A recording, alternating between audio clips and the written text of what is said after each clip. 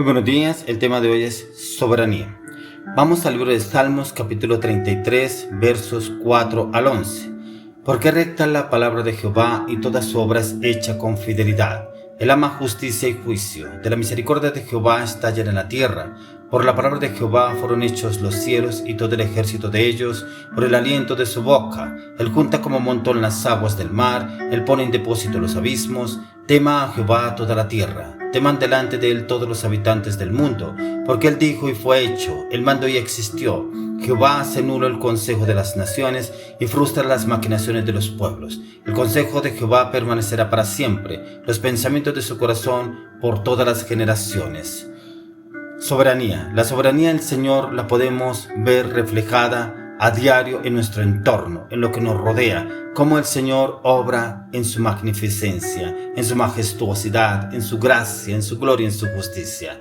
A Dios se le llama con un nombre que indica su soberanía. En el Antiguo Testamento el término Adonai aparece 429 veces. Adón significa alguien que controla o uno que está a cargo. Ahí es un sufijo enfático que implica que este alguien está realmente en control. Ahí también es usado como un sufijo personal posesivo.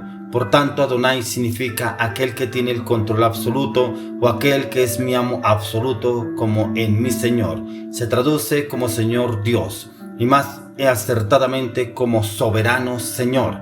Pero cuando encontraba yo esta palabra, soberanía, hay veces la soberanía de nuestro orgullo, nuestra altivez, nuestra prepotencia, no nos deja entrar al Señor y que sea el corazón de nuestras vidas el trono de Dios. Como lo explicaba Charles Spurgeon, y él escribió: no hay doctrina más odiada por los mundanos. Los hombres permiten que Dios esté en todas partes salvo en su trono. ¿Por qué? Porque cuando estamos en dificultades o en problemas, ahí sí le permitimos al Señor que Él entre y gobierne nuestras vidas. De resto, no. Y le permitirán estar en su taller moldeando mundos y hacer estrellas. Le permitirán estar en su capellanía para disponer limosnas y otorgar sus dádivas. Le permitirán sostener la tierra y soportar los pilares del mismo, o encender las lámparas del cielo, o controlar las olas del océano en constante movimiento.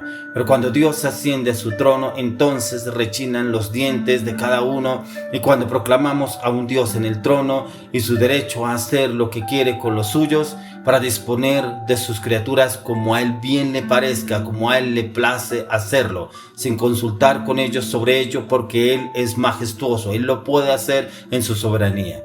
Y es que entonces somos abucheados y aborrecidos, y es entonces que los hombres hacemos oídos sordos a nosotros. ¿Por qué? Porque Dios en su trono no es el Dios que amamos, ya que en su soberanía Dios se refiere a un control absoluto que Él quiere manifestarse en su vida y en mi vida, ya que existen tres atributos divinos que Dios no comparte con ningún ser creado. Estos atributos son la omnisciencia, es decir, que Dios todo lo sabe, y está la omnipotencia, que Él todo lo puede, y está la omnipresencia, que Él está presente en todas partes.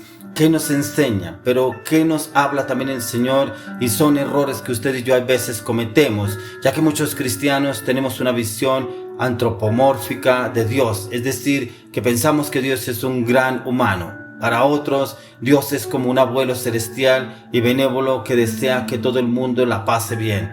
Debemos comprender que los atributos de Dios nos ayuda a usted y a mí a eliminar de nuestras mentes conceptos humanísticos que nos han vendido o nos han dado la referencia de Dios, ya que Dios controla, mas no manipula, ya que la palabra de Dios abunda en ejemplos de la intervención divina en la naturaleza, en los asuntos políticos, en los asuntos de los pensamientos y las voluntades del ser humano.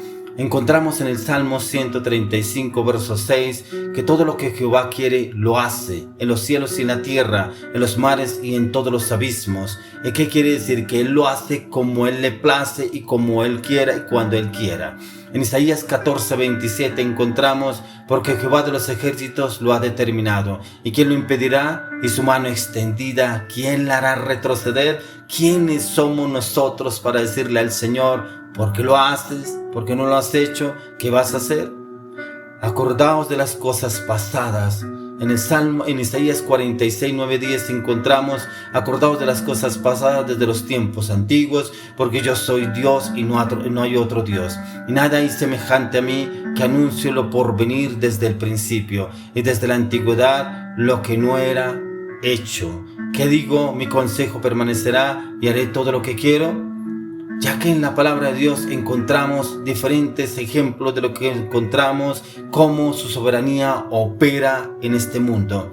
En Él todo lo podremos lograr y encontrar, ya que la voluntad de Dios ha decretado en la permisiva y la perfecta. ¿Cuál es la permisiva? ¿En qué sentido podemos hablar? ¿Con sentido de la decisión humana o la voluntad humana? Si Dios es absolutamente soberano, ¿debe Dios ser reducido para dar cabida a la libertad de las decisiones humanas?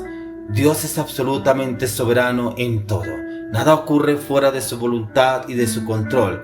Nada ocurre que Él no lo haya determinado y permitido por medio de su voluntad permisiva. Al mismo tiempo, Dios creó al hombre para que sus acciones fuesen libres, sus decisiones fuesen suyas. Él es responsable de cómo Él vive.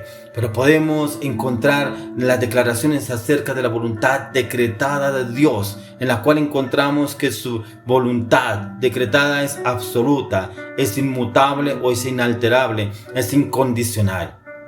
Era en completa armonía esta voluntad y está en completa armonía con su plan y con su naturaleza. Esto es que nunca contradice su santidad, su juicio, su justicia ni su bondad, ya que Él no es un rey caprichoso, ya que todo lo que el Señor hace tiene sentido eterno. Pero muchas veces entramos en los problemas que nos atañe el mundo, en los cuales nos envuelve, y es el pecado. Hay que distinguir entre los decretos eficaces, los cuales en efecto hacen que ocurran cosas por medio de causas físicas, y los decretos permisivos, los cuales Dios en efecto Él no los promueve, ya que su voluntad permisiva permite cualquier cosa que Él considere propio no obstaculizar. Todo lo que Él permite es también con la intención de regularlo y finalmente realizar sus grandes y sabios propósitos, tanto en su vida como en mi vida, que es lo que Él quiere con usted y conmigo. Pero hay veces en nuestro orgullo, en nuestra voluntad permisiva, en esa voluntad que queremos que el Señor la cumpla, no le permitimos a Él que lo haga. Pero es posible que el pecado no sea el autor de Él, que el pecado venga es por culpa suya y mía, ya que lo que Dios permite desde el punto de vista del libre albedrío, vemos una perspectiva diferente de la voluntad de Dios. Dios verdaderamente es soberano, pero bajo su voluntad, bajo su soberanía de control, Él permite opciones, en las cuales algunas son malas, pero esto es llamado la voluntad permisiva de Dios. Pero bajo la voluntad permisiva de Dios somos responsables de nuestras propias decisiones. ¿Qué decisiones estamos tomando hoy en día? No podemos culpar a Dios por nuestro pecado. El alcohólico, por ejemplo, no puede excusar su adicción diciendo: no tuve opción. Dios decretó que yo fuera alcohólico. Dios no decreta que nadie peque, ya que en el libro de Santiago, capítulo 1, 13 al 15, encontramos: cuando alguno es tentado, no diga que es tentado de parte de Dios, porque Dios no puede ser tentado por el mal, ni Él tienta a nadie, sino que cada uno es tentado cuando de su propia concupiscencia está atraído y seducido. Entonces la concupiscencia, después que ha concebido, da a luz el pecado, y el pecado, siendo consumado, da a luz muerte. La concupiscencia, que tiene que ver con los deseos del corazón, con los pensamientos, lo que trabaja nuestra mente, nuestro corazón, pero también en lo que usted y yo nos deleitamos muchas veces mirando o escuchando o deleitándonos en cosas que no nos edifican. Más bien, dentro de su voluntad permisiva, nos da la libertad de elegir entre la justicia y el pecado. Con esa libertad viene la responsabilidad tanto de la elección como de las consecuencias. El pecado es la antítesis de la voluntad de Dios. Esto lo demuestra el Señor a través de las Escrituras y la palabra de Dios que Él quiere que usted y yo hagamos. Hoy le oro y le pido al Señor que usted y yo estemos en la soberanía de Dios a través de Cristo Jesús y en el poder del Espíritu Santo. Amén y amén.